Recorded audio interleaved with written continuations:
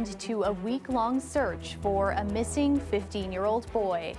The Ontario Provincial Police Underwater Search and Recovery Unit was called to a nearby pond where a body was recovered this evening. South Simcoe police say the pond was nearby the teen's home and are still appealing to the public for help. Plus, the numbers are still going up, but they're going up slower. So what it's saying to us is we can look at perhaps modifying the conditions. talks of reopening. The Premier says he's asked experts to come up with a plan to allow more businesses to reopen in COVID-19 hotspots, as the province's 7-day average climbs above 900 for the first time. And honoring the life of a well-known Iranian activist. Community support pours in at a vigil for Mehdi Amin, as questions still remain about the 58-year-old's death. Good evening, I'm Talia Ricci. The search for 15-year-old Ziem Zarezgi is over. South Simcoe police say they believe they have found his body in a pond near his home in Bradford. The teen had been missing for a week. Aware this investigation has evolved rapidly this afternoon. Unfortunately, it did not come to the conclusion we were hoping for. It's a tragic time. The community has come out with just an overwhelming amount of support. Everyone wanted to see this end a different way. We're disappointed that it's ended this way at this point, but we're going to continue to investigate to determine what exactly happened and tighten up those timelines to have a better understanding of the final days. Police say items believed to belong to Zarezgi were discovered in the area of 8th Line and Professor Day Drive in Bradford around 3 this afternoon. A body was then found in a nearby pond by an underwater search and recovery unit. The teen was last seen Saturday. For the past week, the community has come together to help police search.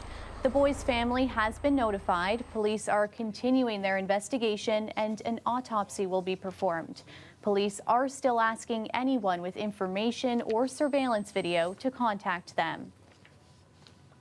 Friends of a well-known Iranian activist honored him tonight after he was found dead in his Markham home last week. York police are still investigating how and why 58-year-old Mehdi Amin was killed. While the community waits for answers, they held a vigil to pay their respects. Angelina King has more now on how he's being remembered. Mehdi Amin, well-respected, well-liked, and well-known, an integral part of the Iranian community where his loss is deeply felt. And he was so kind, so thoughtful, so down to earth that everybody just loved him, and his murder has come like an absolute shock to all of us. Friends organized a vigil outside of his home, the same place he was found dead, leaving flowers, lighting candles, and wiping tears for a man they say was peaceful, kind, and generous. He is very helpful for our community, and everywhere that people need help, economically and anything, he is right away there to help them. Friends say he was passionate about human rights, spending much of his time doing activism work and protesting, speaking out against the regime in Iran in a peaceful and respectful way. I never saw him shout or being so loud or being disrespectful to anybody. I think even people who didn't see eye to eye with Mehdi, even people who had different opinions than Mehdi, or they were on opposite side of where Mehdi was, even they liked Mehdi and they respected him. Along with the shock and grief, there are questions. York police haven't released his cause of death, any potential suspect information, or a motive.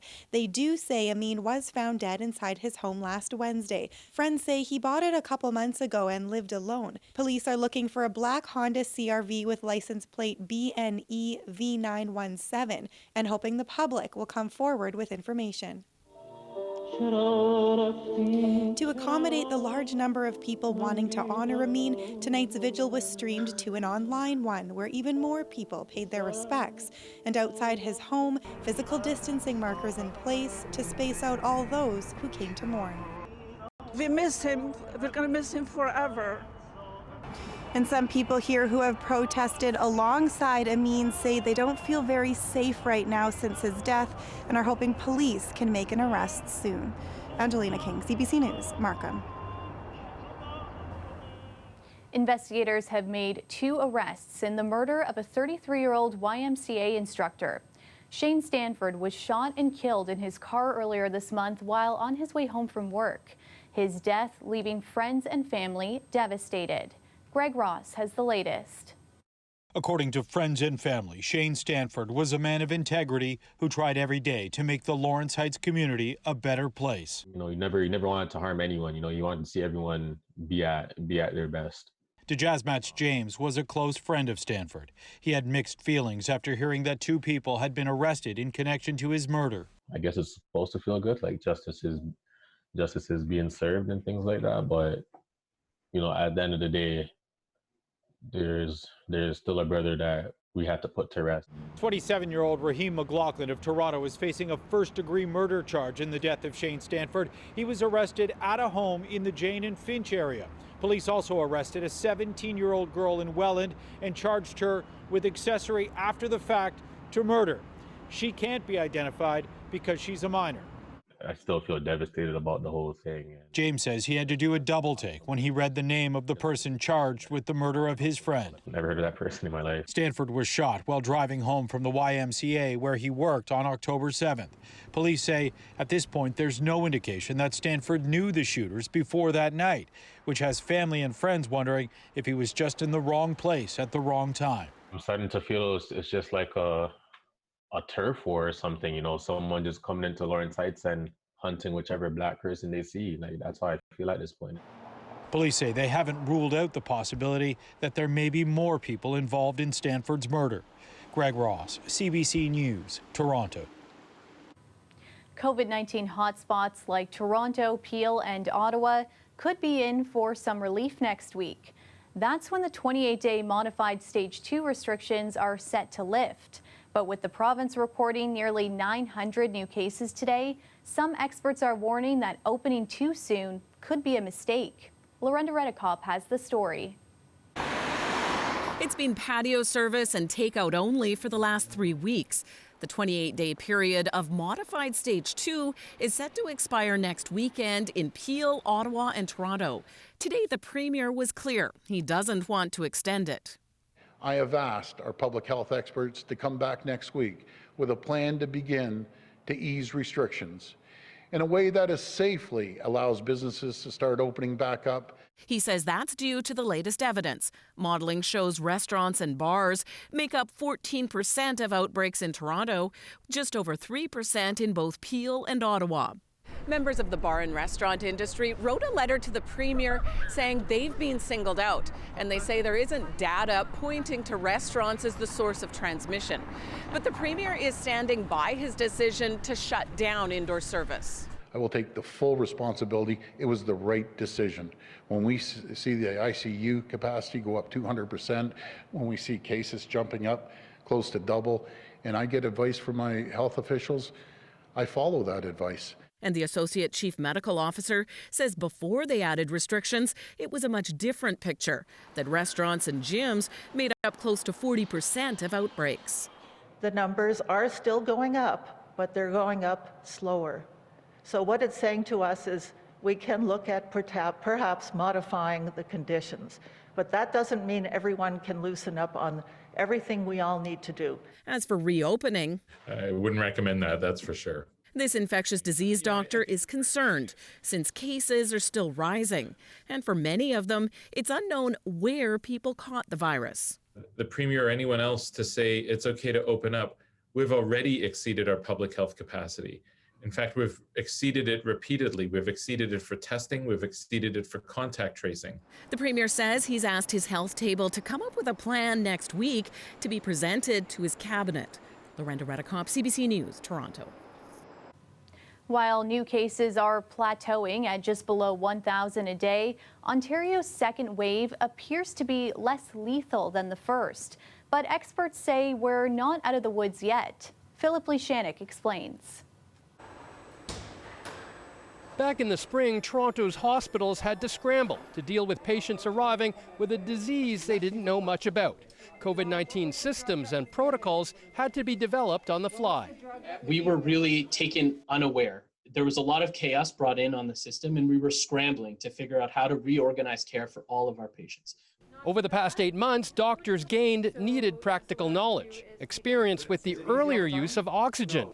New therapeutics and steroid treatments are having an impact. So I think our treatments are better, our recognition is better of COVID-19, and I do think someone who gets COVID-19 today is more likely to survive and have a better outcome than someone who got COVID-19 in the spring. And although the number of new cases has eclipsed those reported in the spring, fatalities have not. In April through May, Public Health Ontario reported a range of between 20 to 80 people per day died due to COVID-related factors. Now in October, in the midst of a second wave, while there were spikes, the number of people dying with the virus hovers around 10 people per day. One possible reason, 3 times as many people in their 20s and 30s are catching the disease than those aged 80 and older, people who generally have better outcomes. In the spring, long-term care homes accounted for 3 out of 4 deaths due to COVID. Recent reports cite short staffing, lax infection control, and a lack of protective equipment among the causes. But now those homes have tightened their rules. That population is now better protected. They're not perfectly protected, they're just better protected. So it's taking longer for the disease to enter those dominions and to spread through that population. But despite fewer COVID-19 deaths, experts aren't declaring victory yet. Vulnerable people are still at risk, and with more community spread, the likelihood of them catching it goes up, and so will deaths. Philip Lishanok, CBC News, Toronto. It wasn't as bad as last year, where last year was about 5 feet of sewage in all our basements. Coming up, a Toronto neighborhood frequently flooded is getting dug out by the federal government. Plus, your Halloween forecast coming up with some scary temperatures tomorrow morning. I'm meteorologist Colette Kennedy. After that, the sun will be out, but not so much for Sunday. That's all coming up after the break.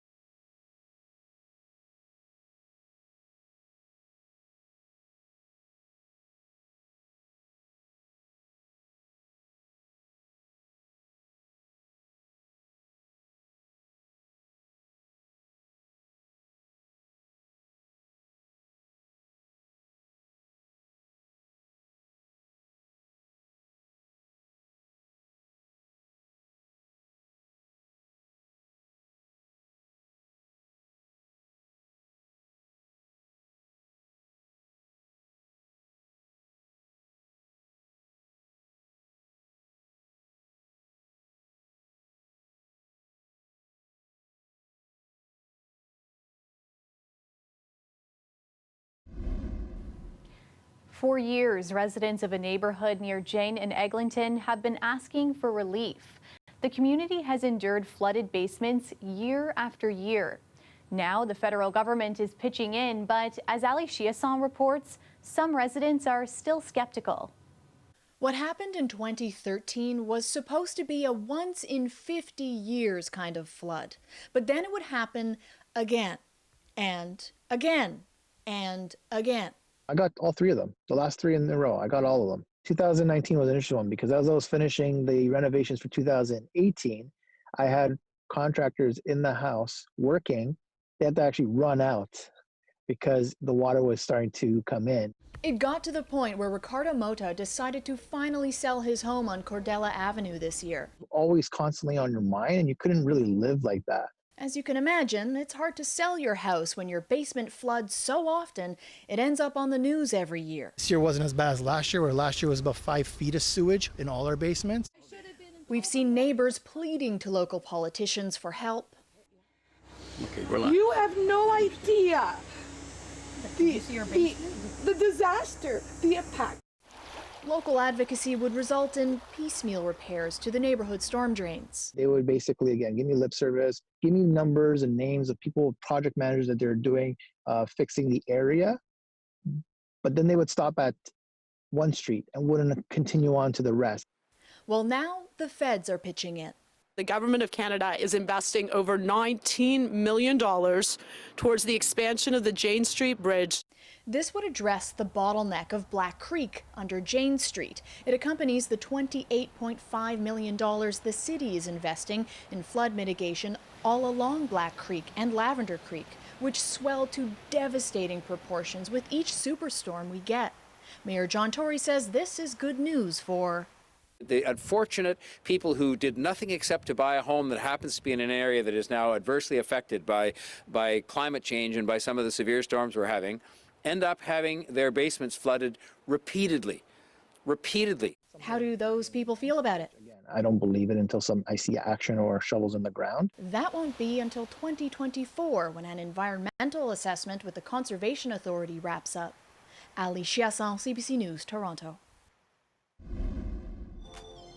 A clear night in the city after a chilly and cloudy day.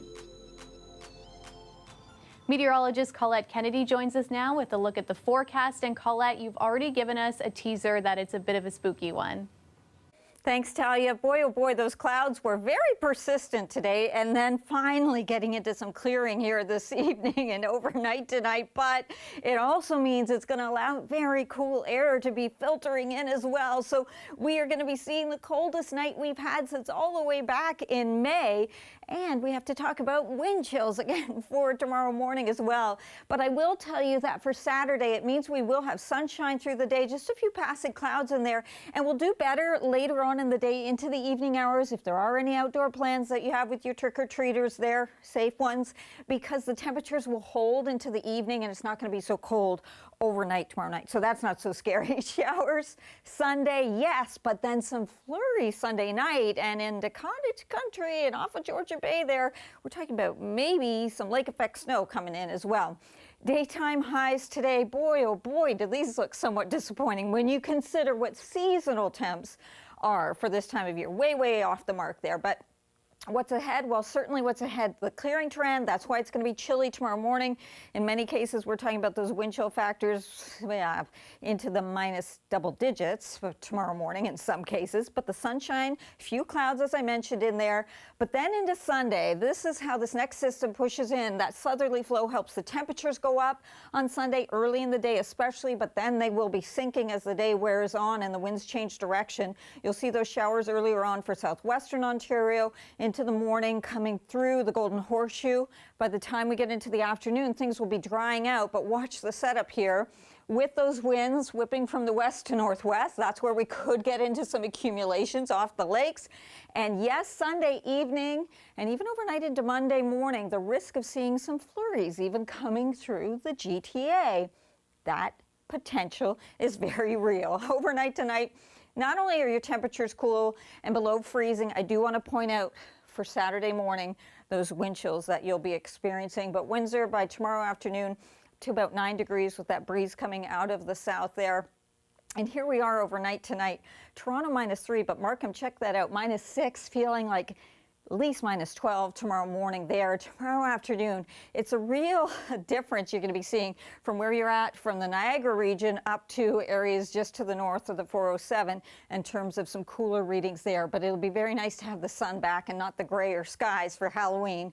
And it also means that tomorrow night with the clearer skies, you'll be able to see that full moon, that blue moon, that beautiful moon that we're going to be having for Halloween. Also, though, just keep in mind that as you get, it's 2 a.m., but before you go to bed, you get that extra hour. The clocks actually, they fall back for you Saturday night into Sunday. The system goes through Sunday, and then some wet flurries. That potential is there for Monday, but something I really want to be pointing out, never mind so much Monday, Tuesday, by midweek next week, Talia, we are talking about those temperatures, not just seasonal, but up into the mid-teens.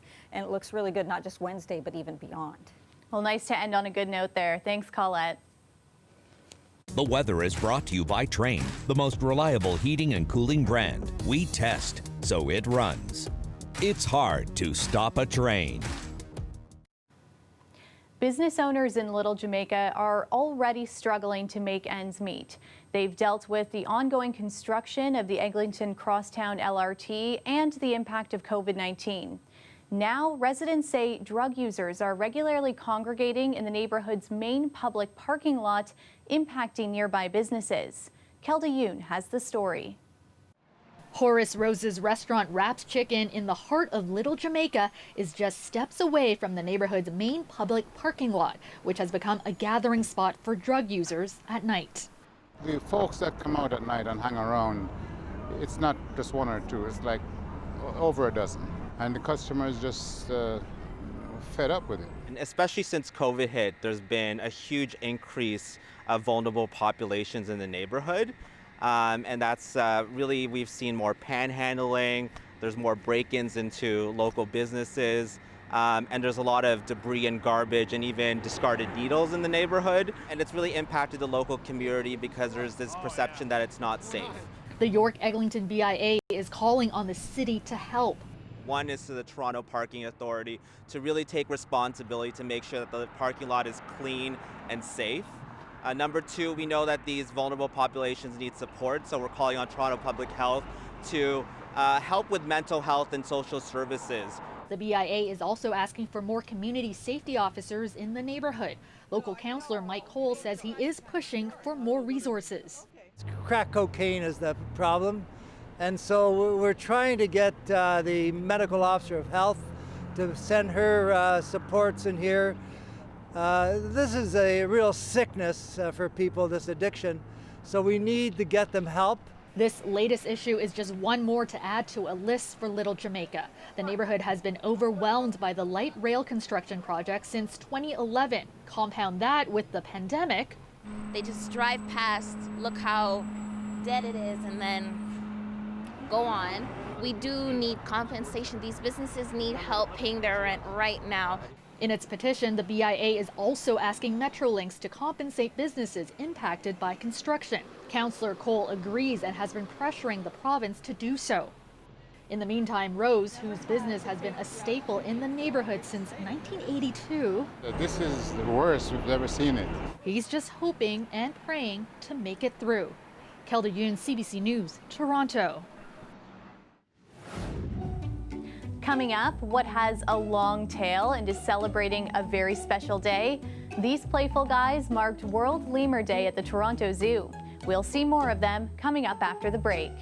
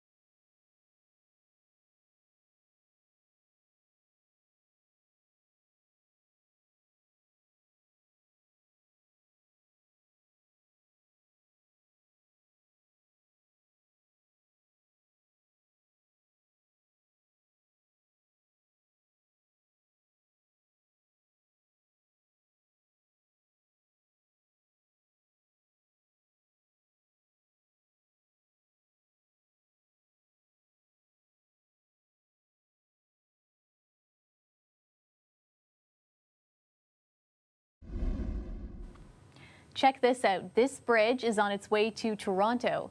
It's one of 4 new bridges for the Portlands neighborhood. It set sail from Dartmouth, Nova Scotia yesterday, and it'll head along the St. Lawrence Seaway right to our harbour front. It was a special day at the Toronto Zoo, especially for a certain ring-tailed animal. The zoo spent the day celebrating World Lemur Day. The zoo gave us a virtual look inside the ring-tailed lemur's home. Some elementary classes tuned in online and got to learn all about the species from Madagascar, including that the furry fellows mainly eat fruits and seeds. Students also got to ask Toronto Zoo experts all of their lemur-related questions. And that's our show for you tonight. Thanks so much for watching. We'll leave you with a look at some spooky and super cute Halloween costumes. Have a great weekend, everyone. Good night.